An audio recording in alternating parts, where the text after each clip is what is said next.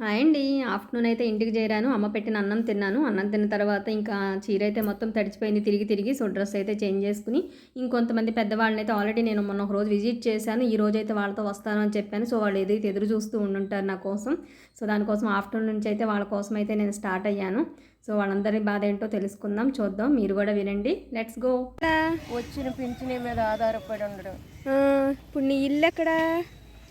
ఇదేనా? అదే మరి అసలు వర్షానికి మొత్తం మునిగిపోయిందిగా. మునిగిపోయింది, ఇంకా నీళ్ళు తగ్గినాయి. లేకపోతే నిన్న అసలు నిండిపోయింది, మనసులో తడిచిపోలేదు.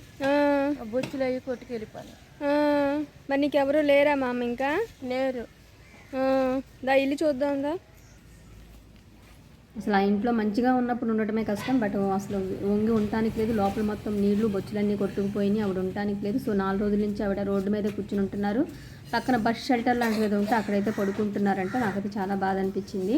సో అసలు అది మంచిగా ఉన్న టైంలో కూడా ఆవిడ ఉండటం కష్టం. బట్ ఇలాంటి సిచ్యువేషన్లో అలా రోడ్డు మీద పడిపోవడం, ఆవిడకి ఎవరో లేకపోవడం అనేది చాలా దీనంగా అనిపించింది. నాకున్నంతలో నేనైతే ఆవిడకి ఏదో కొంతవరకు సహాయం చేసి, ఎందుకంటే ఆర్భాటాలకు పోయి లగ్జరీగా బయటకు వెళ్ళి డ్రెస్సులు కొనుక్కుని చీరలు కొనుక్కుని చేసే కంటే మరి వండు తింటూ ఇవన్నీ ఎట్లా? మరి ఏం రోడ్డు మీద కూర్చున్నావా? ఎందుకనిక రోడ్డు మీద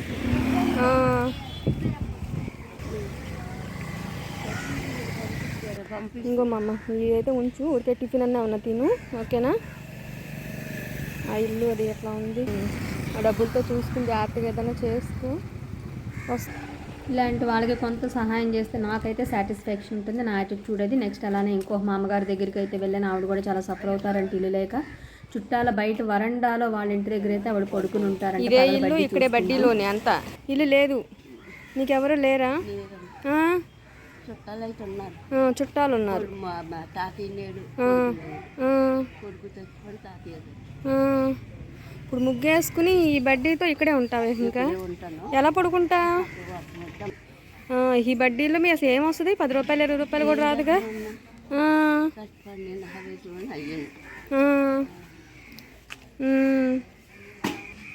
చాలా బాధ అనిపించింది. ఏం చెప్పాలంటే రోజు మొత్తం మీద 10-20 వస్తాయి. వాటితోనే వచ్చినట్టు అయ్యోడు కొనుక్కుని అయితే కాలక్షేపం చేస్తారంటే. పెద్ద ఆవిడని చెప్పి ఎవరన్నా ఏదైనా చేతిలో పెడితే అది తినైతే ఆవిడ బతుకుతారంట. నాకున్నదేదో ఆవిడకి అయితే అవతలకి వెళ్ళాను అనమాట. చాలా బాధ అనిపించింది. నెక్స్ట్ ఇంకొక మామగారు ఉన్నారు. ఈవిడ కోడలు మనముడితో బాధలు పడుతూ చేస్తూ చావలేక బతకలేక 2-3 సార్లు సూసైడ్ అటెంప్ట్ లాగా కూడా చేసుకుని చచ్చిపోవడానికి ప్రయత్నిస్తూ తప్పక ఆప్షన్ లేక అలా బతుకుతున్నారంట. ఆవిడకి వచ్చే పెన్షన్ కోసమే వాళ్ళని తీసుకిస్తూ ఉంటారంట. ఇంకా ఇక్కడి నుంచి కదలరంట.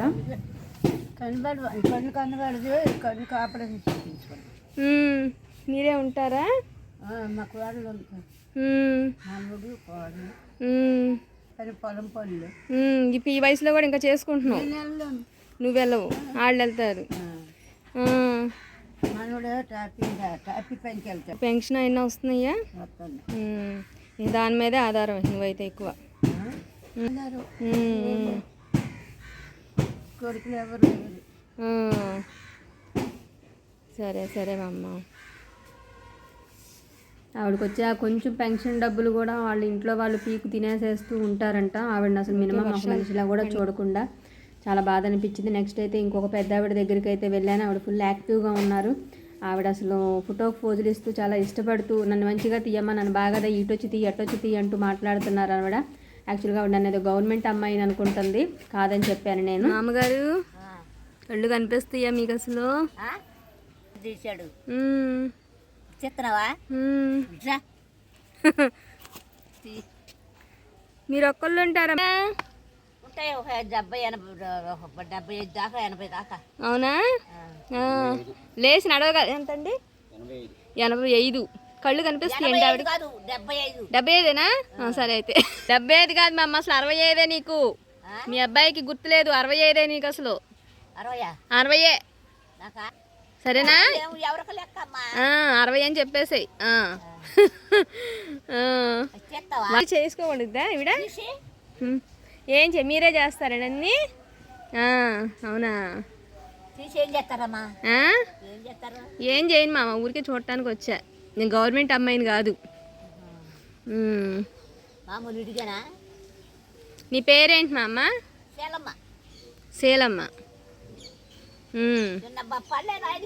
సేపు దాకా ఆ, అక్కడికి వెళ్ళా ఆ, మా అబ్బాయి బండి మీద తీసుకెళ్ళాడు ఆ. అక్కడ పంచాయతీ ఆఫీస్. నీ గొంతు బాగుంది మా అమ్మ, ఆ? నీ గొంతు బాగుంది, గట్టిగా మాట్లాడుతున్నావు చక్కగా. ఆ. చక్కగా ఉంది. అక్కడ తీశారు ఆ, అక్కడ కూడా అరగంట సేపు పళ్ళ. ఉమ్, ఉమ్. సరే మా అమ్మ, ఈ ఫ్రూట్స్ ఉంచు, ఈ ఫ్రూట్స్ అయితే తింటూ ఉండు, సరేనా? సరే వెళ్ళొస్తామమ్మా, జాగ్రత్త. చూడండి, లైక్ చేయండి, సబ్స్క్రైబ్ చేయండి. Thank you for watching. వస్తా అట్లానే. సరే కదండి, మా అమ్మ వాళ్ళ ప్రేమ, వాళ్ళు మంచంలో ఉండి ఏం చేయలేని స్టేజ్లో ఉండి కూడా పక్కన టిఫిన్ హోటల్ ఉంటుందా మాకు, తినేలి తల్లి అలా వెళ్ళిపోతున్నాం అని అయితే ఆప్యాయంగా అంటున్నారు. బట్ ఏదేమైనా ఈ రోజు అయితే నాకు చాలా సాడ్గా ముగిసింది, ఈ పెద్దవాళ్ళని ఇట్లా నీళ్ళలో మునిగిన వాళ్ళని వీళ్ళందరినీ చూస్తే అయితే. బట్ నా వంతు నా వరకు అయితే నేను చాలా, అది 5 పైసలు అయ్యి ఉండొచ్చు, ఏదన్నా అవ్వచ్చు, సాటిస్ఫాక్షన్ కోసం, నా సాటిస్ఫాక్షన్ కోసం చేసిన అది లిటిల్ బిట్ కూడా వాళ్ళకి ఉపయోగం అవ్వచ్చు, అవ్వకపోవచ్చు. బట్ ప్రతి ఒక్కళ్ళలో మానవత్వం అయితే బయటికి రావాల్సిన సమయం, అది 1,00,000 అవ్వచ్చు, 10 లక్షలు అవ్వచ్చు, ₹1 అవ్వచ్చు, రూపాయి అవ్వచ్చు.